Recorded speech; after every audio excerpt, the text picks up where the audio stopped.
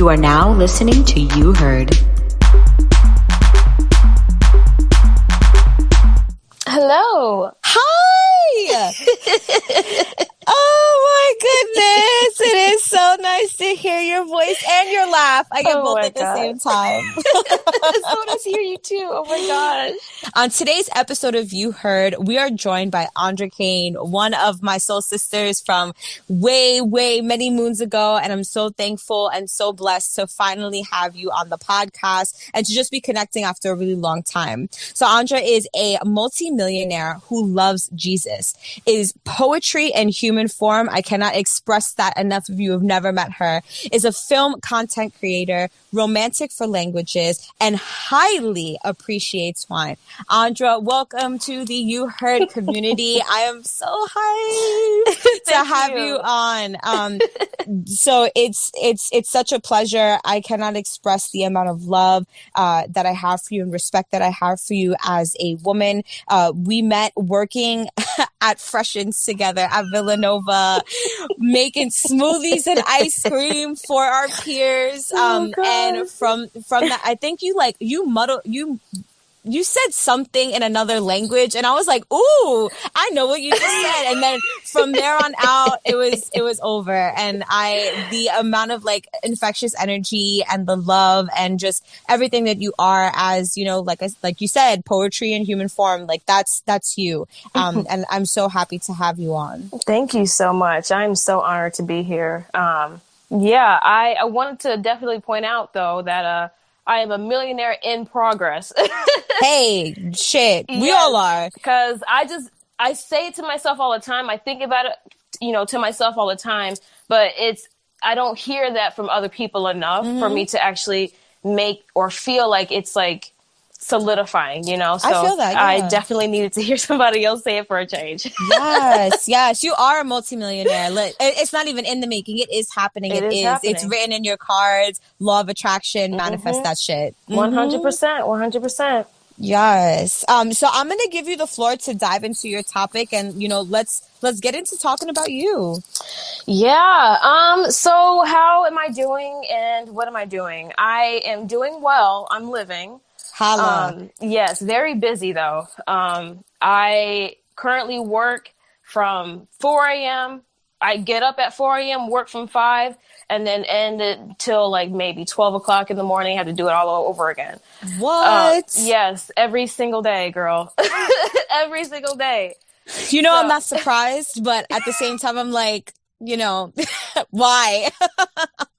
So what I'm doing now is I'm working at Starbucks, right? Okay. So I graduated from Villanova last year, finally.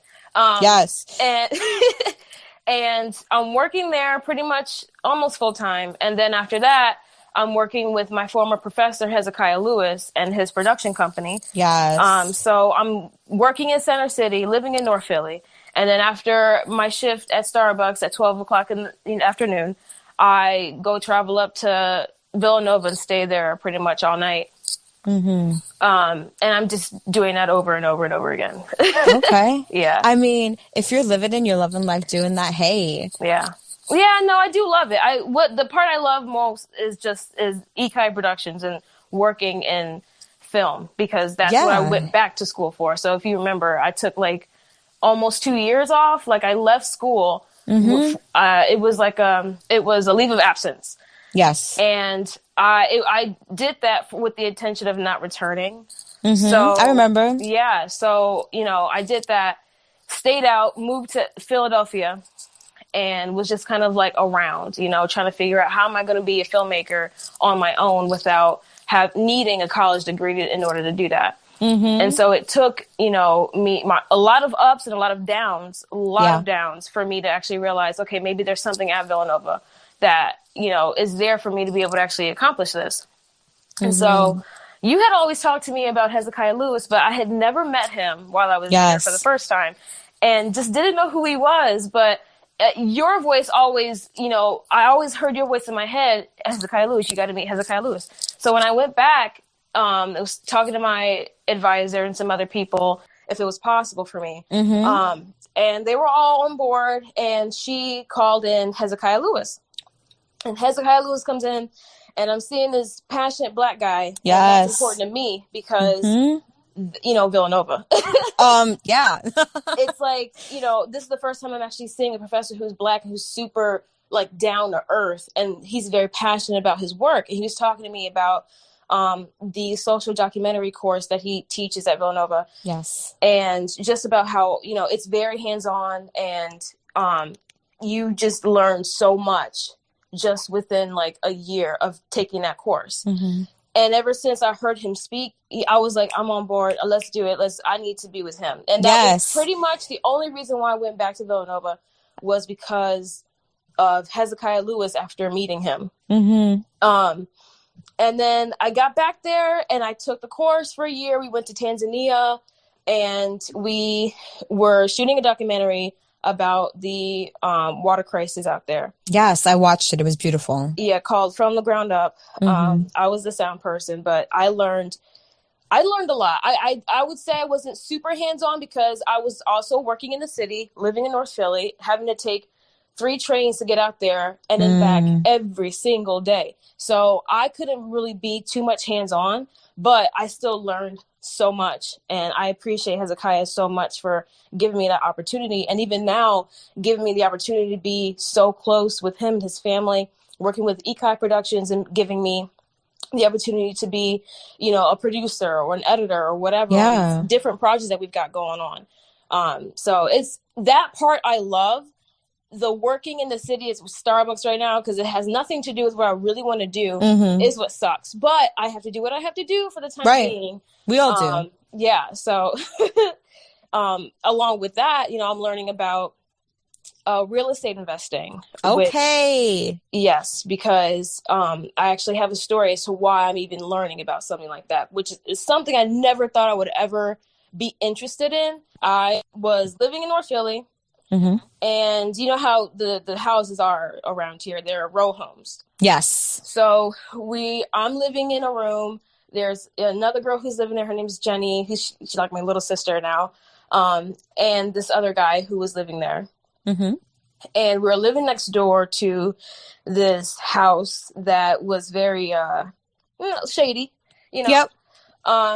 Sometimes I would come home from work and I would hear people, just screaming and yelling and talking about different things, arguing or whatever, just that kind of environment. Right. And one day I did come home and I heard arguments and I heard this woman say that she's going to burn the house down. I'm like, okay, that's nice. Yep. So I'm like, okay. So, sometime after that, everything's fine and dandy. One day, it happened on a Sunday, right? One day, it's like 6 o'clock, 7 o'clock at night. I've got my TV paused on, what is it called? Lovecraft Country. Oh. Yes. I've got it paused on the first episode because I was just going to start that episode that night. I had my wine in my glass. I was in my bed just chilling and I was writing out a script, right? For whatever reason, I had these Christmas lights like just on in my room, right? Because I like to set the mood. They flickered. And I was like, oh, wow, that's weird. They flickered again. I started to pray. Don't know why, but I felt like I needed to pray after I saw the lights flicker a second time. And then for whatever reason, I don't know why, but I looked to my right, to my door. And there's this huge cloud of black smoke at the floor of my door. And so I get up. I don't know what the heck this is because, I believe in spirits. Yep. I don't know if this is like a spirit manifesting or whatever, but I rebuke you in the name of Jesus. Yes. So of course I, hesitate to put my foot through it, and I put my foot through it, and I open up my door, and in the hallway, there's this vent on the floor. Mm-hmm. Black smoke is just spewing from it. And so I run downstairs. I'm thinking the guy who lived there, he cooked all the time. He was always meal prepping. So I'm thinking, finally, he freaking is burning the kitchen down. Yeah. So I go downstairs and I look at the kitchen. It's just nothing's happening. It's so quiet. He's coming up from downstairs. He's coming up from downstairs to tell me, hey, there's smoke coming from like the vent in my room. I immediately knew it was next door. I run to the front door, open it, And in the reflection of a car, I see flames and smoke. I run down with nothing on my feet. It was cold, it was icy, and it was salty. But I ran out, and the entire house was engulfed in flames. So I tell my housemates, like, we need to go. So we run the opposite direction. And the guy who lived in that house was also outside with no pants on, just kind of like, wow, this is happening to my house. Like, just in shock, you know? So me and my housemate, my former housemate, Jenny, she and I were, put into a hotel, by our landlord. Our landlord was an angel. I've never met someone who was so kind, so selfless, and so caring for tenants. Like, I'm used to people being greedy, you know. Absolutely. Like Landlords, absolutely. Oh, landlords are the devil, some of them. But this one, I'm like, that's part of the reason why I'm learning about real estate investing. But she put us up in a hotel for a few days. This happened on Sunday, right? Come Wednesday, the inspector comes to the house. Now, I'm at work. She has the inspector come to the house to see, you know, the damage and all that. And the water that was used to put out the fire next door flooded our basement, and mold already started to, you know, eat up the house. And so it becomes unlivable. I get that text while I'm on the floor at work, and I start crying, and I had to leave the floor while I'm on my shift to go cry and then make phone calls, because at this point, this Starbucks stuff don't matter. Y'all don't pay me enough to just ignore my personal life. I'm essentially homeless at this point. I learned while I'm at work, I am homeless. So as soon as I get, you know, home, or not home at this point, at the hotel, I'm looking for places to live. You know, Jenny, and it's so weird because it's like, dang, I'm homeless, but yet she is from Philly. She's got family here. She's able to go and move in with her mom if she wanted to, or her brother. And her brother lives in a nice house in the suburbs, you know? So it's that kind of like reality that I'm living in, where it's like, wow, it's like everything changes.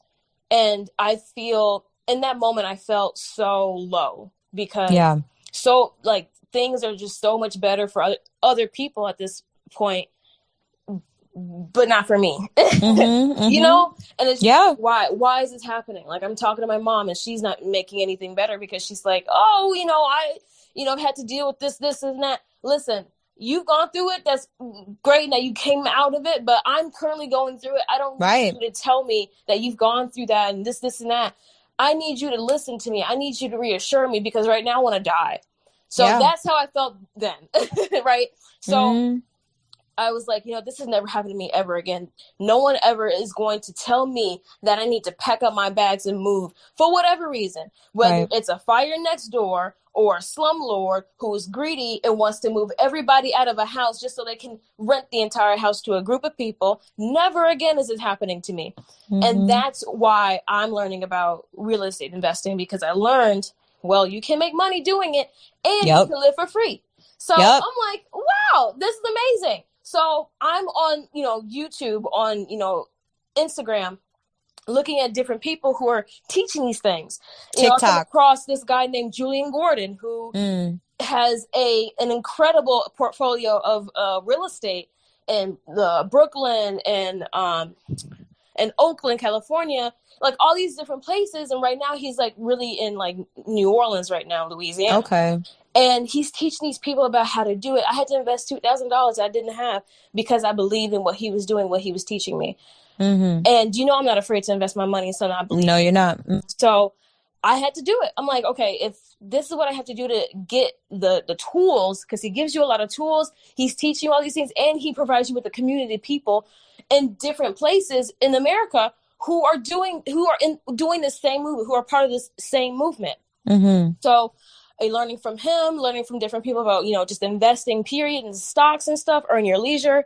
You know, check them out on YouTube, because they are just incredible. And these people are Black. And that is incredibly important to me, because they make it look like it's attainable. Right. The things that they've had to go through are probably similar things that I would have to go through And probably not even so much because they're the ones who are giving me this information now. They probably didn't have this information when they were, Right. Going through everything. But I trust them more because they look like me. Yeah, absolutely. I mean, Yeah. I think everybody in this world does that, and that's completely valid as a Black woman, being able to look towards people who are going to have similar experiences to you, especially in the freaking United States. Oh, yeah. You need somebody who is going to be like, well, here's what you should avoid, and here's what you need to know, and here's what you may face, and so on and so forth. So I think that's important that you were able to find voices of people that look like you, because I think it's hard specifically for the Black community to find that in a lot of cases, because everybody's white that runs everything, and that's white supremacy for you. So the fact that you were able to do that, I completely understand how that has impacted you and your outlook and your ability to see what you can do in this world. Yeah. And another person who I'm looking to now is Tiffany Aliche, who's known as the Budgetnista on social media. Like I learned so much about just financial literacy and just being able to understand your money and to move your money the way you should. That's healthy for you. It's about not financial freedom necessarily. It's about financial wholeness with her. And so that all of that together, it sounds overwhelming because I had to learn something. I had to do something in order to change my mindset about whatever it was that kind of, it wasn't there when I was homeless. Right. So I'm like, okay, these things, well, and the homelessness, the whole thing really was a blessing in disguise because I was able to kind of elevate in that sense. Just the way that I'm thinking with the things that I'm learning, like I'm realizing that these things were missing. And now that I know that they were missing and I'm attaining them, better things are coming. Like I said, this is never happening to me again. It's already, it's in the progress right now. It's in progress. Right. So I don't even worry about that. And the funny thing is too, the street that I lived on, I'm actually on that same street, just on the corner. That's crazy. My former housemate Jenny, she would say, "Oh, I can't do that. It's traumatizing." To me, it's like, really, it's traumatizing, but I don't know. Like, I have to see that. I have to still be around here, even though that was super traumatic. But then I'm like, you know what? I take that as there are places I'm going that nobody else can handle because I had to go through so much of this. Right. For other people are like, oh, it's like, how could you go? I wouldn't be able to live. I'm like, you probably wouldn't be able to live. And I say that because I have goals that I want to accomplish, and they're big goals. And I feel like not everybody is supposed to kind of go through those kinds of things if they don't have those same goals. Like the way that I take experiences like that is like, okay, it's preparing me for something else. It's preparing me for something better. But if someone will tell you that they wouldn't be able to handle those things, they might be able to if they had a different mindset. But if they say that they wouldn't be able to handle it, then they're probably telling the truth about themselves. And that's okay, Right. Yeah. And I think as human beings, I'm a firm believer that we are put through what we're supposed to be put through, but we were born with everything that we were meant to be equipped with. So nothing that we're facing in this world is not something that we aren't already prepared for. We may not think we're prepared for it, but the thing is that when we're actually faced with that particular, experience, trauma, or even, achieving your goal that you've been working on for years and years and years, we were equipped to be able to go through that. And it's just a matter of, putting down the pieces and really claiming your power, stepping into your power and being like, you know what, I can move. And I think, when I think of you being back on the same block that all of this really shifted your life from, I see it as growth. It's like, all right, I lived a couple houses down, and this, a couple houses down made me homeless. But here I am with a roof over my head on the same block. And it's just, I think for me, when viewing you and viewing your story, it's just a constant reminder of like, I'm able to keep moving, even when literally there wasn't anything else to lose. I was able to move forward, and here I am. And that is a testament to how you are equipped, what your power is, what you're able to bring to this world, and how you're going to keep moving from here on out. Yeah, 100%. I'm so happy that you're okay and that you're living and, you know, that you're still moving forward. I think it's, like I said, I feel like everything that you're telling me, I'm not surprised because I feel like so much of this is who you are and Yeah. is why I've always appreciated you, why I've always very much admired you and looked up to you because this is your spirit. It's like you could be facing the most darkest shit and you will continue to radiate through it. Even when you feel like you aren't radiating, you are, at least to the outsider that, you know, obviously isn't in your head and your deepest, darkest thoughts and stuff like that. Mm-hmm. And I think it's beautiful. And I love that you are 1000% a lifelong learner, which is, I think what attracted me to you the most was that you always wanted to know something about something. And you didn't just like learn things at the base level to face value. Like you dove into it to the point that you might as well be an expert in it, that you were able to really just have a full sense of what that spectrum looked like. And so I'm so excited to see what your next steps are and what that's going to turn into. And, you know, I fully understand this desire for other people to essentially have control over your future or have control over your reality, really. And I think, you know, for people like us and the way that in which that we grew up, there were a lot of people who pretty much held our security in their hand. And you and I don't like that feeling. No. You and I do not want the security of ourselves, as individuals or our loved ones to be held in the hands of somebody else. And we're constantly going to put ourselves in positions to make those kinds of moves. So it isn't that, that if a house is going to burn down, it might as well be yours and you can claim the insurance and rebuild on the ashes. Not, right. You know, you're kicked out of the place that you're living with some other people. Like yes, I completely understand. And like I said, real estate investment, that's kind of where my mind is as well for my family and I of, you know, how we are going to make moves, in regards to our making money. Like when I think of freedom, I think of not having to work for anybody but myself. Like that is my freedom. Freedom is time. And if I can make my money to buy me time to be with my family and my loved ones as much as I want, then I made it. I don't, you know, for me, I don't need to be a millionaire. If it happens, hey, I'm not complaining. But, you know, if I'm able to make enough money and my family and I are able to reap enough money that we're given the time that we've always wanted to be able to have with each other and have experiences with each other, then I've made it. I've been successful. And you know, there's no title, there's no amount of salary, there's no degree that is ever going to make that happen for me. All of that is going to happen because I made the steps and it came from within myself. And kind of like what you said in regard to you needed to change your relationship with money, essentially, in order to have a better understanding of how you should be investing, how to make your money move, what you need to do, how you need to even see yourself, in regards to somebody who is making this money, but also controlling where this money goes.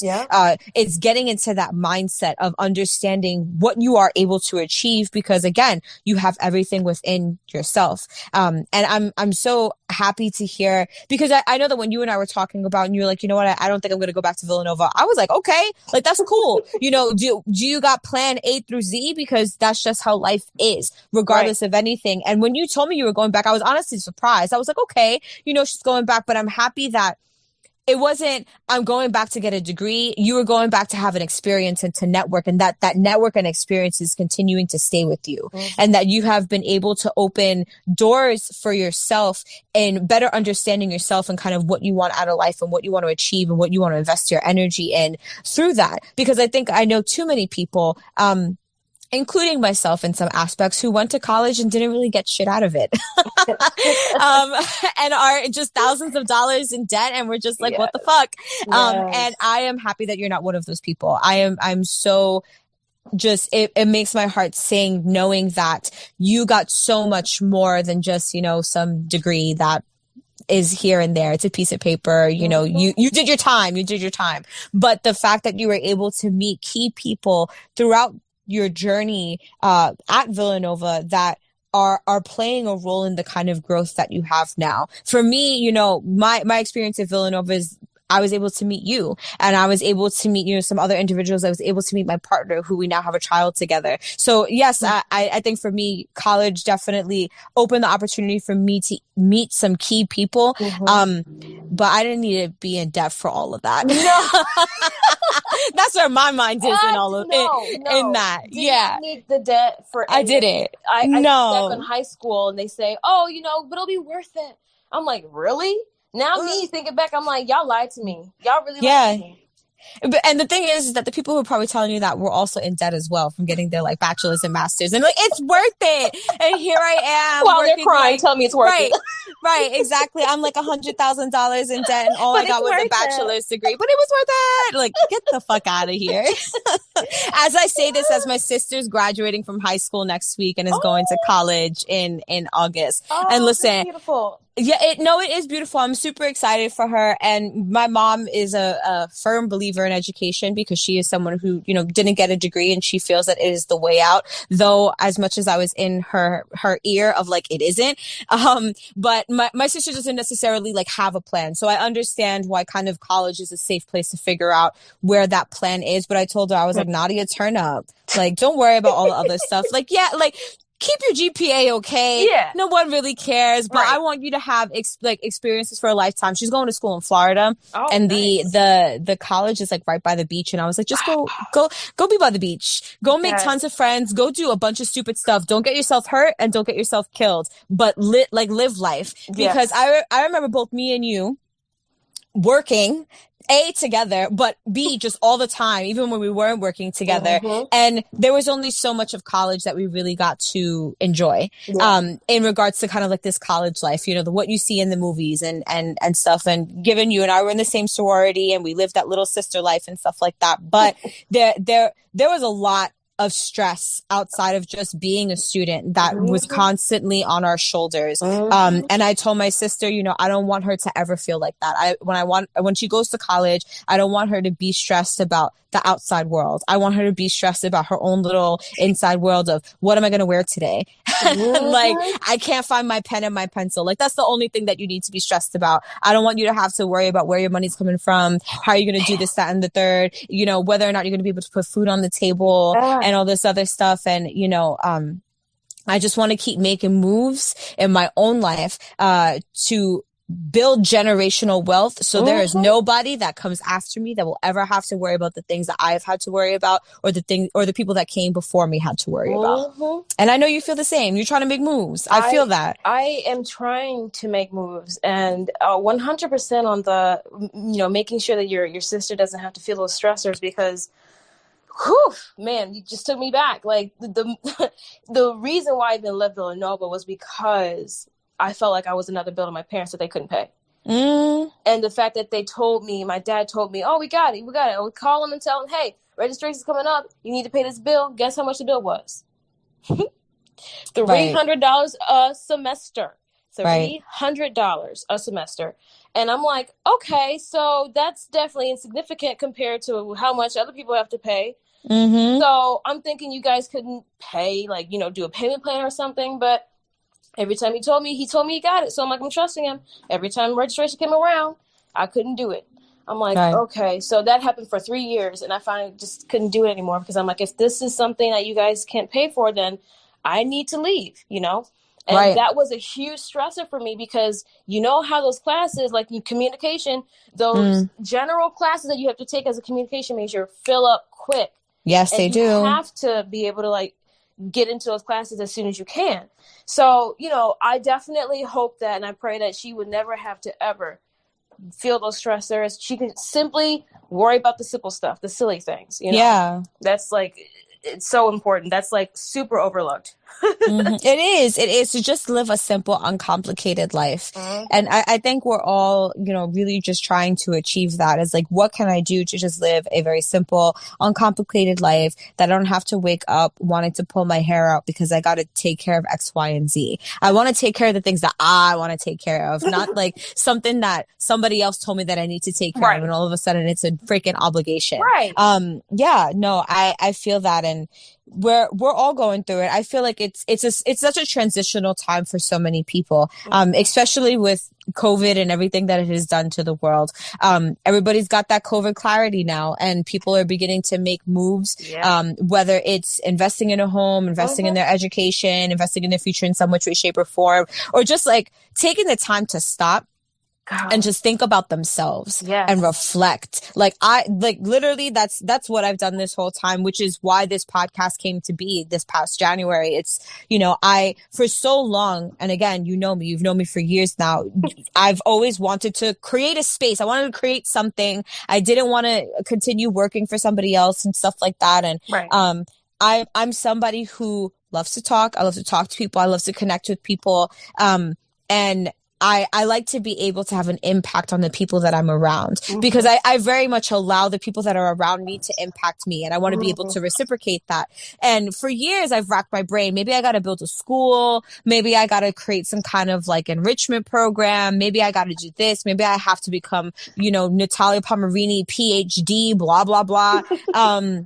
And then, one day through a conversation with a good friend of mine, during the pandemic, who's a teacher, was like, well, why don't you create a podcast? And I was like, well, shit, maybe I should. And I committed to the idea, and I started recording episodes and trying to learn how to work with this software and making sure that I actually had the time in my schedule to even be able to do this. Cause I'm still working a 9 to 5. I'm a full-time partner. I'm a full-time mom. I have a life outside of this podcast. It's like, okay, well, am I going to be able to dedicate time every single week to record with people and to edit and to do this and to do that? And like, do I even know how to do this? And I just didn't let my doubts get to me. It was something that I really wanted to do. And I'm so thankful to myself and to the people who have brought me here to this point, which includes you, and inspiring me and just reminding me again of the power that I have. And having done all of the episodes that I've had, every single one that I've recorded, I have learned so much about the people that I have recorded with, but also about myself. Every episode, I walk away with something that I have to sit down and kind of center myself in. And I'm grateful. And I think that's why, when you and I finally got onto the recording together and you're like, hey, how are you? And both you and I were just like, we're living. And I feel more alive now than I ever have in the 27 years that I have been on this earth. And I think it's just because I've allowed myself to really see myself for the first time. And what allowed me to see myself was all these other people seeing me, and, kind of forcing me to pry my eyes open to who I was and what I brought to the table. And I'm so thankful for, very much to like your story. I'm so thankful for the people that I've met, because they got me to a place that I never could have imagined that I was ever going to be in. Like, I didn't wake up and be like, I'm going to be a podcaster. And, it kind of just happens. And like, here we are. And there's no turning back at this point. No. And that's so beautiful. The fact that you had to kind of go through all these different things. And the key thing for you are just people, you recognizing that people around you are so valuable. And you also know who to keep in your life and who not to keep in your life. There's people to keep around what I love about you is that you are able to recognize who are those valuable people in your life and who are going to kind of invest in your growth in one way, shape, or form. During the pandemic, for me as well, it was like very much a time to just stop, and not do anything. Like after I graduated, I was like, I'm not doing anything. I stopped talking to people. I stopped, doing anything that was not for just my enjoyment. Because what else it was there to do? I couldn't go out and see anybody, Right. So I had my candles, I had my incense, I had my food, and I had my wine. Yes. Had my movies, had everything. I love it. And my parents blessed me with a PS4 for graduation. So I'm like, well, this is what I'm going to have to be doing while I'm just sitting here. I love it. I just sat and did nothing, because I take I value that a lot, because I take seriously just rest. I'm Christian, well, I'm a follower of Christ. So I take seriously the day of Sabbath, which is on a Saturday. You do nothing but rest. And that has become like the most important thing in my life at this point because I'm doing so much now. Yes. But during like the lockdown, I was doing a lot of that. I was practicing it, I guess. So just being able to just not do anything, just enjoy yourself and kind of be productive in certain ways, not totally be lazy, but, you know, just be productive and just kind of like be with your thoughts. You know, I think a lot of people were very forced to just be with their thoughts. A lot of people are afraid of that. And when I hear that, I'm just like, why? Like, that's how you learn about yourself. That's how you learn about how you are with other people. Like, you have to understand who you are, what your thoughts are, and all of those things. Where are they coming from? Are they really your thoughts? And these different things, you know? But yeah, I love the fact that you kind of, you know, have that journey of like, you didn't know that you were going to be a podcaster or anything like that. It was just about people and like giving back to people who gave to you. And, you know, that's something I'm also trying to figure out how to do. I know that for me, real estate investing is going to be one of those ways because everyone needs a place to live. Absolutely. You know, I was talking about the landlord that put me in a hotel during that time. And she's one of those people I'm like looking at as a person to kind of emulate when I do become a landlord, because I want to be as loving as she was with me and my housemate. You know, like it's at the end of the day, like you don't have to have a PhD at the end of your name or any degree that tells you that you are a loving person, that you care about other people. Like for me, I'm trying to do that every day. I think I'm very grateful for being at Starbucks because Starbucks allows me to connect with people. And, you know, thankfully, even during, you know, the onset of the, you know, pandemic, I was out of work for a little while, but not too long, you know, so we were still moving. But and with that, I was still able to connect with people and talk with people and not lose that sense of like, oh, I don't want to be around people. You know, I definitely, it's hard a lot of times to kind of, you know, look at someone in the face and say, you know, I care about you, even though you're a total jerk to me. You know, at the end of the day, you don't know who I am. You don't know what you're really doing to me or to yourself. But in spite of that, I'm going to show you love and care and move forward. And that has been so hard given last year with the protests and stuff like that. And then the insurrection on January 6th, you know, it's just been hard to kind of like, not forgive, but forgive, really, you know? No, yeah, absolutely. I think for you, it's not obviously 1000%. It's a completely different experience, obviously, that I have because I'm white. And though I digest it and it's messed up and it puts me in my own particular place, it will never put me in the place that it puts you as a Black woman. So I get what you are saying. I can't say that I understand because I never will, but you know, it's hard to find, for you, I would assume it's hard to find humanity in some people when for so long people have chose not to find humanity in the Black community. But the fact that you're able to find some space in yourself to just be like, you're human have flaws, and I'm going to work to forgive. And, you know, we learn how to forgive others by forgiving ourselves. And I'm sure that throughout your life, you have taken a lot of time to attempt, try, or even achieve to forgive yourself for wherever you feel you may have failed yourself in any which way, shape, or form.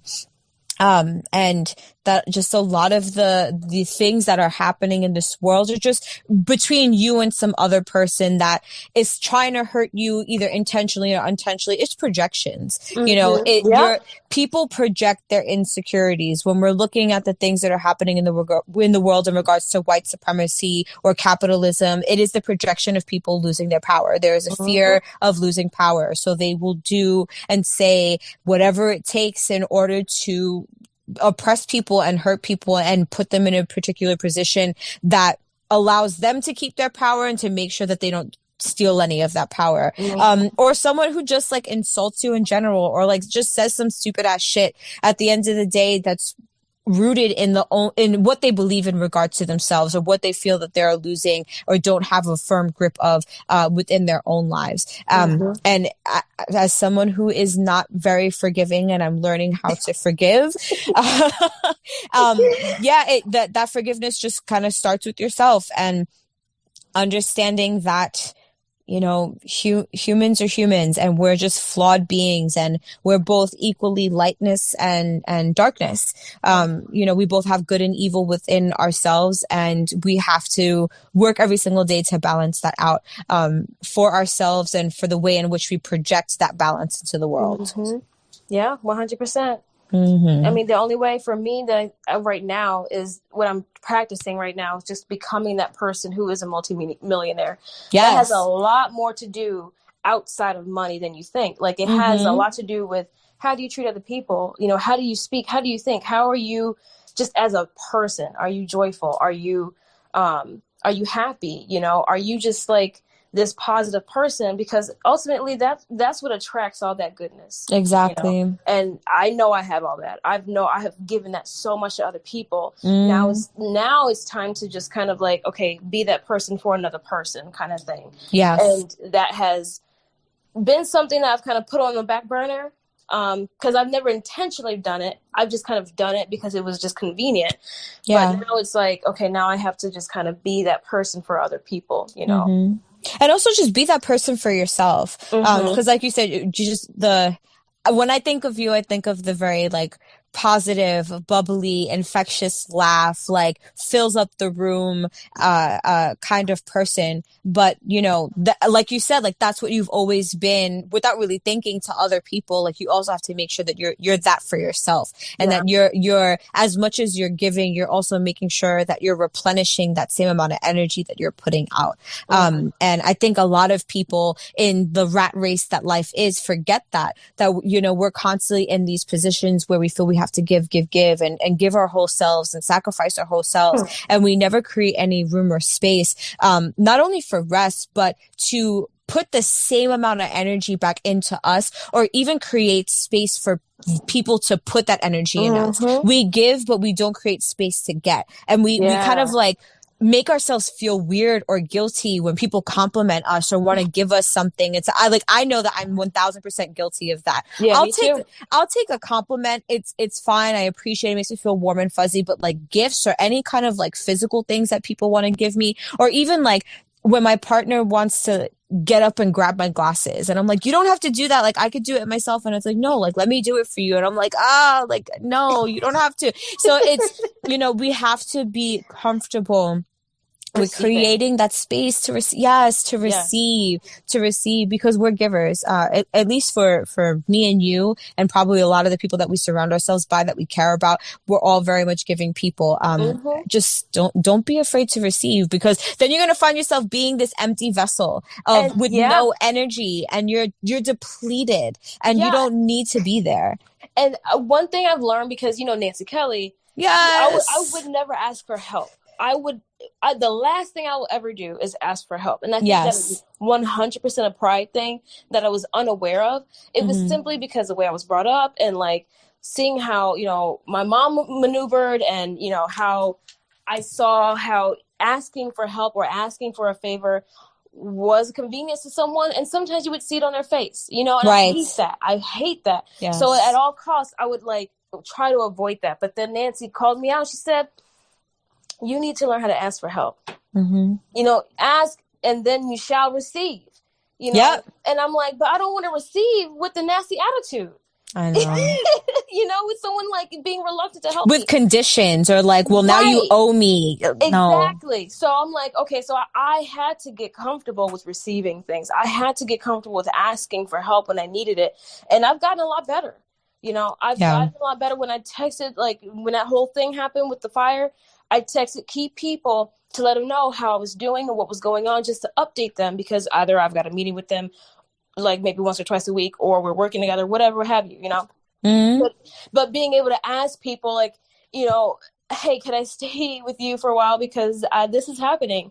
And people were just so open to happy to help me, So I'm definitely, money, you can't receive money without actually being open to receiving it. Exactly. How am I going to be a multimillionaire without actually being comfortable with receiving things? Yes. So, please put that on a t-shirt, make a post out of that. Because that's so true. I don't think people think of it like that way when it comes to money. It's like, everybody wants to be rich. Everybody wants to have money. So I think that's a concept that's, not unheard of at this point in time. But it's like, if you're not even open to receiving compliments, or you're not even open to receiving help, how are you going to be open to receive money? You better open yourself up right now. Exactly. And the thing about money is that it's not even about the paper. It's not about that. It's about, for me, it's the energy. Yes. It's the fact that there is something that is wanting to be attracted to me, wanting to come to me, that is not yet attracted to me yet, because I haven't become that person to attract it yet. Right. So these little things that I'm doing right now, like, I love reading. I love listening and learning new things that I know are going to help me in the long run, because I've seen these things work for me before. And I've felt these things work for me before. So it's like, this is going to work. You know, everything that I'm putting in work right now, everything I'm working on right now, even the small things, they're going to manifest into something way bigger. And I just cannot wait, because being a multimillionaire is about being in a position to be able to help other people. Like for you and me, people are very key, because people have invested into us, have invested in our growth in some way, shape, or form throughout our journey. You know, people are everything. So for me, I want to be able to give back to people. Even if it's not the same person who gave back to me, I can give to another person on behalf of that other person, because I can't give to them. I can give to this person 10 times more, because, you know, it's just that energy. It's just that love. It's just giving back, you know? Yeah, that's beautiful. And I mean that you've always been that way. You've always been that person. You always moved that way without even noticing that you moved that way. And I'm glad that you have stepped into your light and fully understood like that's the person that you are. And you're going to keep making those movements and being consistent with yourself. And I'm ready. I'm ready to see all the things that you manifest. And I can't wait to see what's going to happen next, and all of the lives that you're going to impact. You know, I think for a lot of us, including me and you, we want to change the world. We want to change the world. And this is one of the routes in which that we're able to do that. I think sometimes when people think of changing the world, they think that, you know, we need to solve world hunger and world peace, and the whole world needs to be this one particular way, this like whole global vision. But people very rarely understand that the impact that you have on one person, even if it's like making that person smile when they had a ridiculously shitty day, is changing the world, because you shifted energy. You shifted energy, and like that's changing the world. So I love that your goal now is centered and aligned in recognizing yourself and everything you bring to the table, and how you're going to use that to change the world. I'm excited. I'm not surprised, like I said. So I'm super hyped to hear the next chapter and how all of that is going to play out. But we're coming to the end of the episode, and I always like to have my guests to have the opportunity to leave the audience with something in regards to their respective episode and how we recorded. So the floor is yours. I would say definitely focus on your small daily movements when it comes to, one, yourself, and two, other people. Because ultimately, like, we are living in this world not by ourselves. We live together. And the way that you move is going to impact how someone else moves and feels. So I definitely encourage everybody to just focus on loving other people. This is not some, you know, cheesy, you know, romantic crap that, you know, TV teaches us about love, or they say that, what is love? No, you know what love is. Love is about putting other people before yourself, and without regard for yourself. Now, it means that you don't neglect yourself. It means to put someone else before yourself for their own, for their betterment. So you're not, if someone it's not cute, it's not pretty necessarily. It's not about, you know, saying I love you necessarily. It's about acting in love. It's about walking in love and treating people as such. You know, we have to do better. Like, we have to forgive each other. And, you know, I'm really tired of the racism. I'm really tired of, you know, the hate and all that. Like, something needs to shift. And I know in my personal life, in my own little circle, you know, we're not going to be negative. We're not going to be focused on the hate. We're all about improving what's already been done. We're going to move on. So just love people.